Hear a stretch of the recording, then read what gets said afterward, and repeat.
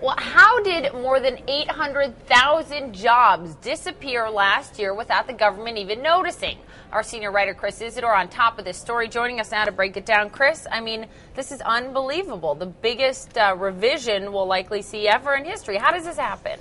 This happens because these are anything but normal times, and the models that they use to estimate the number of jobs that are created at new employers versus the number of jobs lost when businesses go out of business, those models generally work pretty good, but during the Great Recession, they work terribly.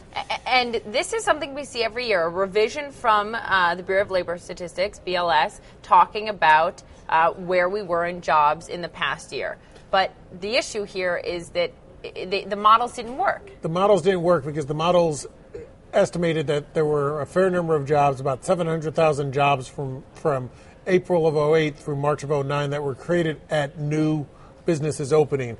And what we know is that with the credit crunch and the crisis, there weren't nearly that kind of new businesses opening. So what does this number that will get finalized on Friday with the January jobs report, what does this tell us about the state of the economy then and the recovery since? Well, the biggest concern is the recovery since. That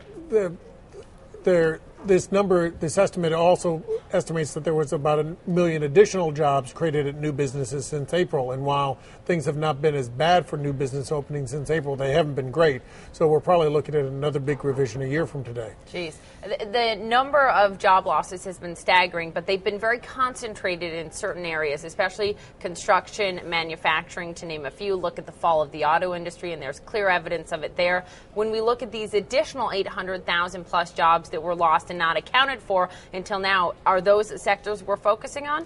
No, those sectors certainly saw big drops. We'll see big drops in the revision, but it's much more general than that. It's business services, it's healthcare, it's a number of things are going to see big hits beyond just construction and manufacturing. Anyone out there may be thinking, okay, did someone cook the books to make the economy look a little bit better than it actually was at that point in time? Is there any controversy surrounding this, or is this literally just the fact that the models didn't work because we're talking about extreme, unprecedented times? It's much more the latter. I've talked to a lot of people who were calling out these numbers while they were being reported, saying these are not accurate numbers.